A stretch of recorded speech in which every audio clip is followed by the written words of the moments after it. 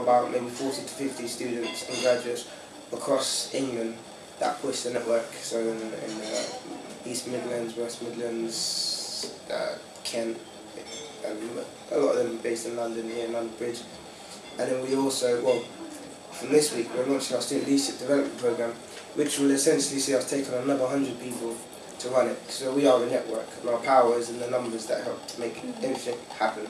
Our model is very similar to that of London Citizens. They're community organisers though, so they deal with things on the ground in different communities, whereas we adopt some of those models and bring it onto university campuses and help everybody that's passionate about social change to get involved and make things happen, just like our recent debate tour that we did. It was nationwide, but it was put on majority by students.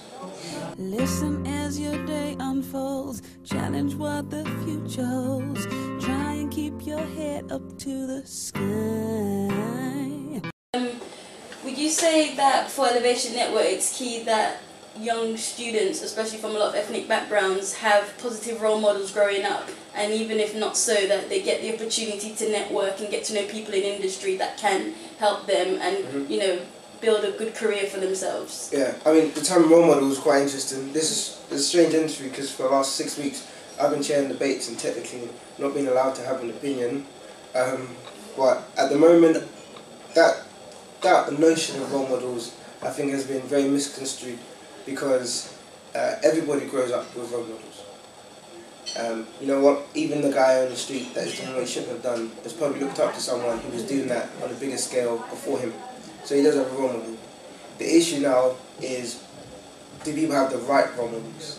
And just because somebody is an astronaut or a banker or a politician, it doesn't mean they're the right role model for the person.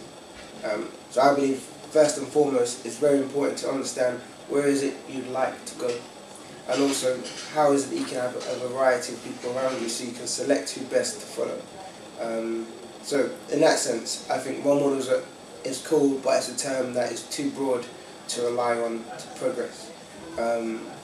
What I do believe people need is good support networks.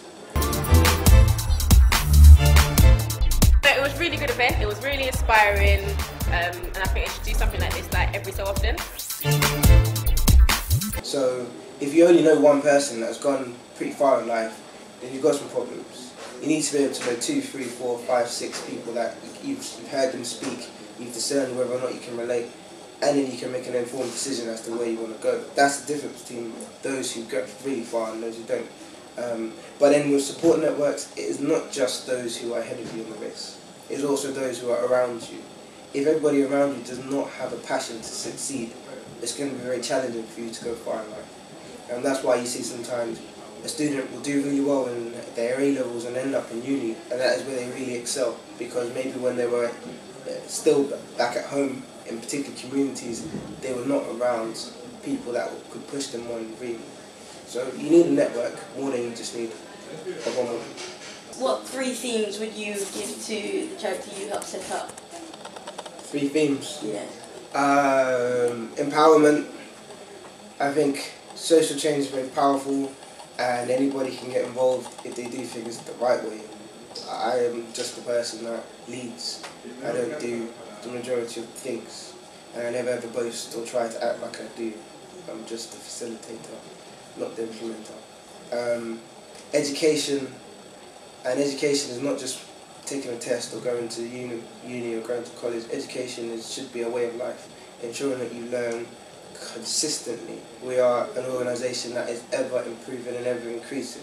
That's why if an organisation decides to set themselves up and they have very similar objectives to us, it's never something that we feel intimidates us, because where we were yesterday is highly likely we'll be today or even tomorrow.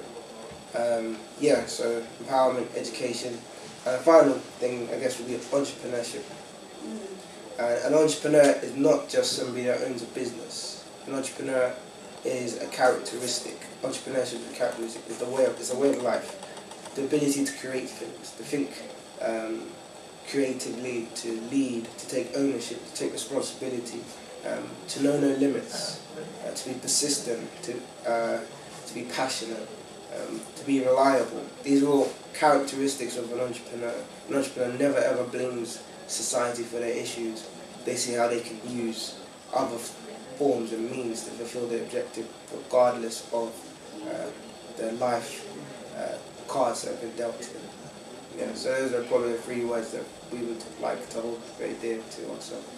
In 2011 will be coming. You mentioned earlier about the leadership program. Do you have any other more projects going on that students can get involved in? And if you could, tell Nupe readers where they can go, to get more information on Elevation Networks. Yeah, our leadership development program now is the umbrella for everything we do higher education wise, well, in the UK anyway. And for that there's 4 C's. So 1 is campus. So if you're already a president on a campus or you're involved in a society, or you want to set up stuff that we're doing, then you can get involved in our campus-based opportunities. We then have campaigns. Our flagship campaign is Visible Women. Visible Women is a women in leadership campaign, and we seek to raise the aspirations of young female students to, believe that they can achieve what they want to achieve with hard work and with, high quality and being outstanding. And so part of So if you're a lady that wants to be around like-minded females and also create opportunities, I think they deal with 4 industries: banking, law, STEM, so science, technology, engineering and maths, yeah, STEM, and there's one more that I kind of always forget. And so that's the campaigns. Then we have community. So if you're already active in your community or you want to do more charitable things, we'll connect you with other organisations, or you can get involved with ourselves. And then finally there's central events. So a lot of the big events that we put on happen from central office, and if you want to be involved in the PR, the marketing, the project management, and then you can get involved. Besides that, what else are we up to? We are hopefully going international 2011, which I'm very, very excited about, particularly targeting emerging markets. We are also moving into welfare to work, which we piloted a lot of programs this year. So we did some stuff in Barnet, we did some stuff in Chichester, which is in the southeast, and now we are hoping to secure some contracts from the government's welfare to work, or Department for Work and Pensions, on their welfare to work agenda. There's about 1 million young people unemployed, and 600,000 of them have never worked a day in their life. So how you rehabilitate those young people, get them thinking about how they can best become economically active once again, is something that's going to be a major part of what we're doing going forward. And I'm sure there are other things that we'll be up to, but those are the main things.